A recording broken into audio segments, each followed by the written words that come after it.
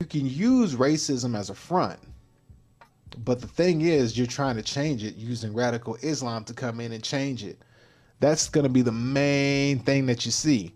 Now, when you look at this American Immigration Council, this was February 21st, 2025.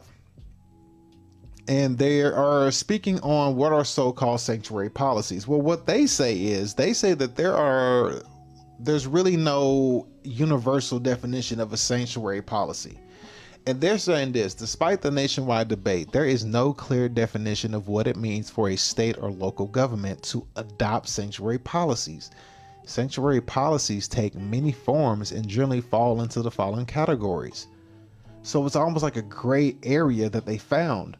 But when I showed you the previous video with the video in the book called Without Sanctuary, seeing how blacks were treated and hung and lynched and killed and all that stuff, when we saw what happens without sanctuary, it was a complete atrocity that occurred. But now, moving into the future, now the kids have grown up.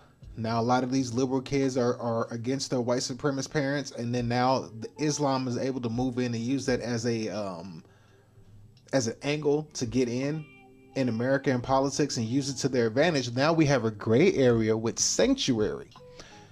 Now they generally fall into the following categories: policies restricting the ability of state and local police to make arrests for federal civil immigration violation or detain individuals on civil immigration warrants. Also, policies prohibiting agreements in 287G through which immigration and ICE deputize local enforcement officers to enforce federal immigration law. Policies that prevent local governments from entering into a contract with the federal government to hold immigrants in detention. Policies preventing immigration detention centers.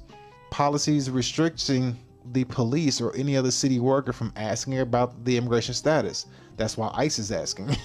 Policies restricting and sharing of certain information on immigrants with federal government. Policies restricting local police responses to federal immigration detainers. And policies refusing to allow ICE into jails without a judicial warrant. So this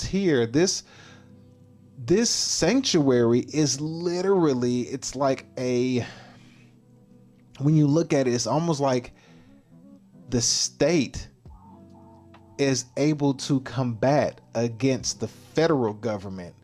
But what they did was, now what we have in Minnesota and what we just found out, what we